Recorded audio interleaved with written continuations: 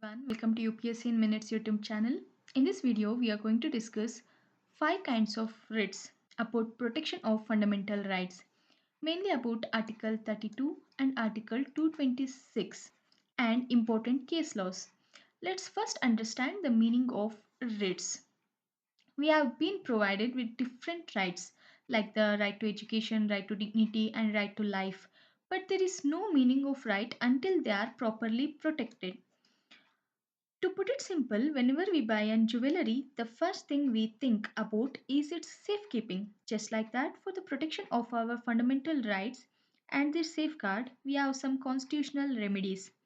Protection of fundamental rights have been discussed in mainly in these four articles, that is Article 13, Article 32, Article 359 and Article 226, where Article 13 talks about judicial review.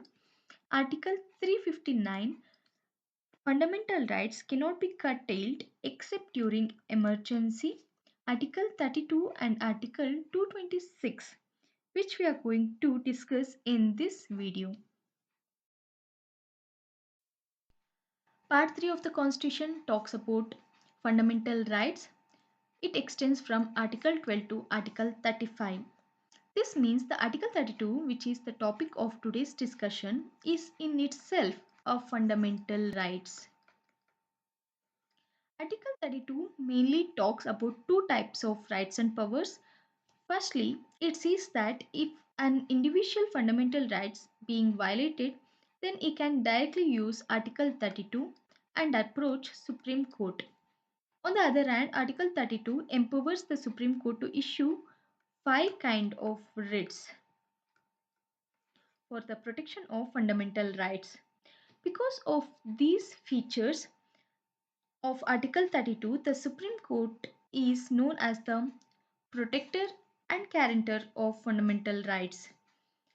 Dr. B.R. Ambedkar has called this article as the heart and soul of Indian Constitution. The power which are vested under Article 32, exactly same power also given under Article 226. By using Article 226, you can approach High Court, where under Article 32, you was able to approach Supreme Court. Thus, these two articles give you the power to approach the highest court of the country in case your fundamental rights are violated.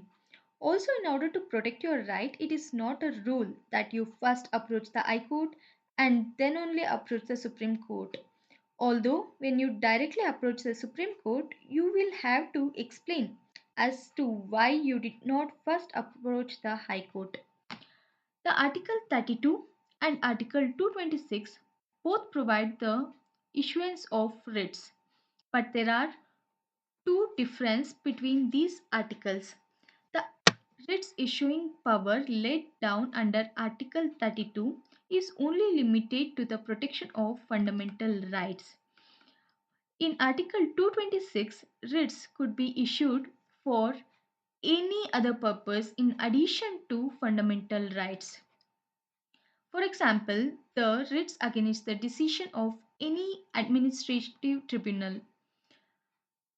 Secondly, as Article 32 falls under Part 3 of the Constitution, constitutional remedy under it is a fundamental rights, whereas the remedy under Article 226 is not a fundamental rights. Now let's start with our main topic, but let me tell you the fact first. There are five types of writs: Habeas Corpus, Mandamus, Certiorari, Prohibition, Quo Warranto. All five of them are the Latin term. Till now, we have understood that writ means a kind of remedy. So, writ have been classified under five heads. The first writ is Habeas Corpus, which means to have a body. This is the most powerful and most used writ. If state illegally detains a person, then such an individual by himself or through his relatives or friends can use the writ of habeas corpus for the release of that person. So whenever you use this writ, Supreme Court or High Court as the detaining authority that on what basis the person was detained. If the basis is found to be unreasonable, then the detention ends and he is to be released with immediate effect. In this four condition, you cannot use the writ of habeas corpus, that is, detention if the detention is lawful, contempt of court, detention is outside the jurisdiction of the court, detention is by the competent court. Let's talk about Radul Shah and state of Bihar. In this case, a person who has already completed his period of detention was still kept in prison for an extra 14 years. In this case, the writ of habeas corpus was used, which led to him immediate release. Additionally, he was given exemplary damages. So, writ of habeas corpus is used to demand protection or release of person who is illegally detained. The second one is writ of Mandamus, which means we command. You can use this writ on any statutory, non-statutory, university tribunals, etc.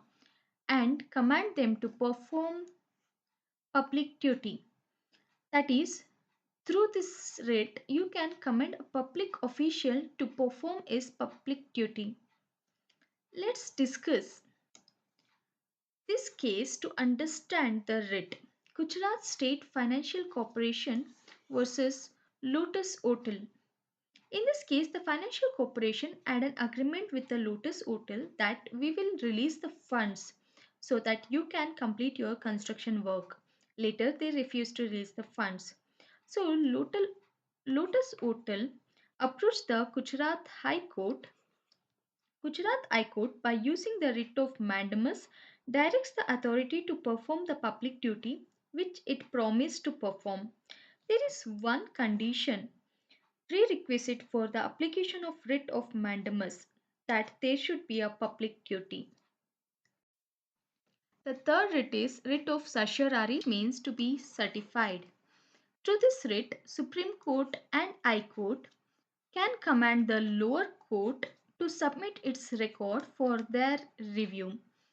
In the review, it is checked whether the lower court judgment are illegal or not. Now, when can lower court judgment be illegal? That is, excess of jurisdiction, lack of jurisdiction, jurisdiction is unconstitutional, violation of principle of natural justice. If the lower court judgment are found to be illegal, then they are quashed, which means that their judgment has no value. Look at these two cases, that is Kullapalli Nageshwar Rao versus APSRTC and A.K. Kripak versus Union of India. In both of these cases, the lower court judgment were held to be illegal and therefore quashed.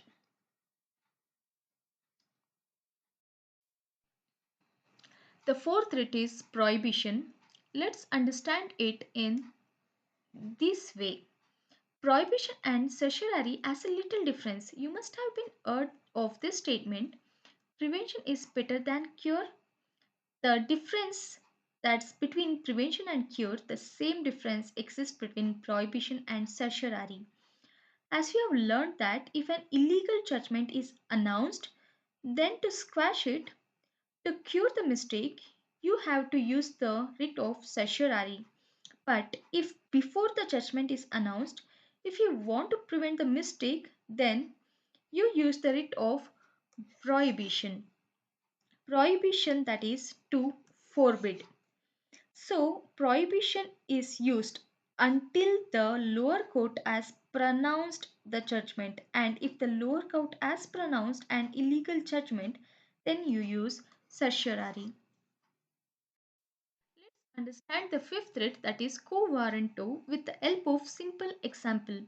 Suppose that you are a college student. Therefore, I am safely assuming that you must have cleared college entrance eligibility, whether it's clearing 12th board or getting minimum marks required or qualifying entrance exam. you must have qualified in college entrance eligibility. But if it is found out that you have not cleared the entrance eligibility, then you can be removed from the college. Exactly this principle is followed in the writ of Quo Warranto, which means by what authority. By using this writ, court can question any public officer that by what authority have you assumed this public office. If the officer title is defective, then he has to vacate the office. Now let's do a quick recap. If you want to ask a public officer that by what authority have you assumed the office, then you have to use the writ of Quo Warranto. If you have to stop the court from pronouncing a judgment, then you have to use a writ of prohibition. But if the court has already pronounced the judgment and you want to stop the judgment from coming into effect, then you have to use the writ of certiorari.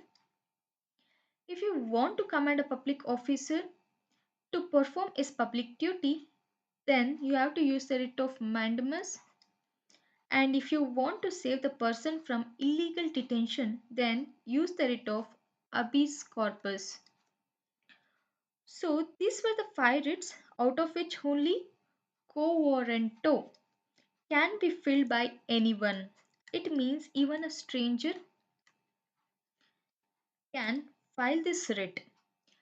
Thank you for watching. If you like the video, please like, share and subscribe. Thank you.